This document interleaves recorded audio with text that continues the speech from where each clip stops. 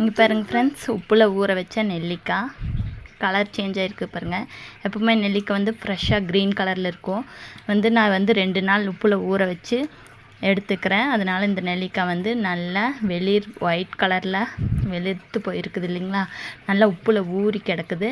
இது குழந்தைங்க நெல்லிக்காய் சாப்பிட்ற மாதிரி இருந்தால் இந்த மாதிரி உப்பில் ஊற வச்சு கொடுத்தீங்க அப்படின்னா புளிப்பு கொஞ்சம் கூட இருக்காது, நல்லா டேஸ்ட்டாக இருக்குது. அதே மாதிரி உப்பில் ஊற வச்ச அந்த ஊறின தண்ணியை நீங்கள் கொஞ்சம் சுகர் போட்டு ஏதாவது ஜூஸ் நெல்லிக்காய் ஜூஸ் அந்த மாதிரி ஏதாவது ஜூஸ் அடிக்கும்போது அந்த தண்ணி மிக்ஸ் பண்ணி கொடுங்க.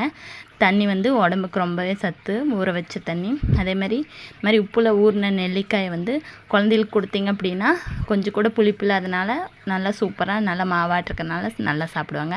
இது மாதிரி குழந்தைகளுக்கு கொடுக்குற மாதிரி தான் இந்த மாதிரி நீங்கள் ட்ரை பண்ணி பாருங்கள், ரொம்பவே நல்லாயிருக்கு. இதான் உப்பில் ஊற வச்ச நெல்லிக்காய். நீங்கள் இந்த மாதிரி நீங்களும் ட்ரை பண்ணுங்கள். தேங்க்யூ.